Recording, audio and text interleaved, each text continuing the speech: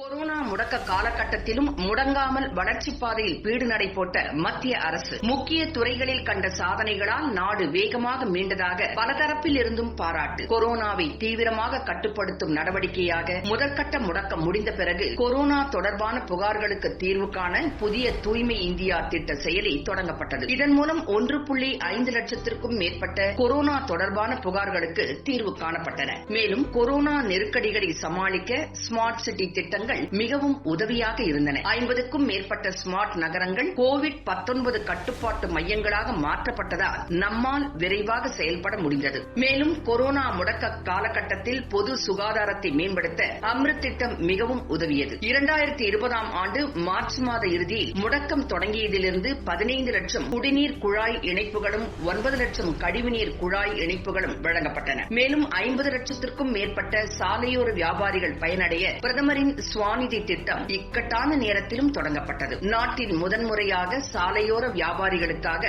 ஆண்டிற்கு 7% வட்டி மானியத்தில் அவர்களுக்கு கடன் வசதி செய்து கொடுக்கப்பட்டது. மேலும் இந்த திட்டத்தில் இதுவரை 33.6 லட்சம் கடன் விண்ணப்பங்கள் பெறப்பட்டன. இவற்றில் 17.3 லட்சம் கடன்களுக்கு அனுமதி வழங்கப்பட்டுள்ளது. 12.7 லட்சத்திற்கும் மேற்பட்ட கடன்கள் வழங்கப்பட்டன. கொரோனா நிலவி வந்த மோசமான சூழலிலும் 66.5 லட்சத்திற்கும் மேற்பட்ட தனி கழிவறைகள் கட்டப்பட்டன. 6.2 லட்சம் பொது கழிவறைகள் கட்டப்பட்டன. தற்போது வரை 1389 நகரங்கள் இரண்டாம் ரக திறந்தவெளி கழிப்பிடம் இல்லாத நகரங்களாகவும் 489 நகரங்கள் முதல் தர திறந்தவெளி கழிப்பிடம் இல்லாத நகரங்களாகவும் சான்றளிக்கப்பட்டன. மேலும் தற்போது வரை 2900க்கும் மேற்பட்ட நகரங்களில் 60,000த்திற்கும் மேற்பட்ட கழிவறைகள் கூகுள் மேப்பில் இணைக்கப்பட்டுள்ளன. ஒவ்வொரு நாளும் அதிக கழிவறைகள் இணைக்கப்பட்டு வருகின்றன. தீன்தயாள் அந்தியோதயா திட்டம், தேசிய நகர்ப்புற வாழ்வாதார திட்டம் இதுவரை 10 லட்சத்திற்கும் மேற்பட்டோருக்கு திறன் மேம்பாட்டு பயிற்சி அளிக்கப்பட்டு 12 லட்சம் பேருக்கு வங்கிக் கடன்கள் வழங்கப்பட்டுள்ளன. மேலும் பிரதமரின் நகர்ப்புற வீட்டு வசதி திட்டத்தின் கீழ்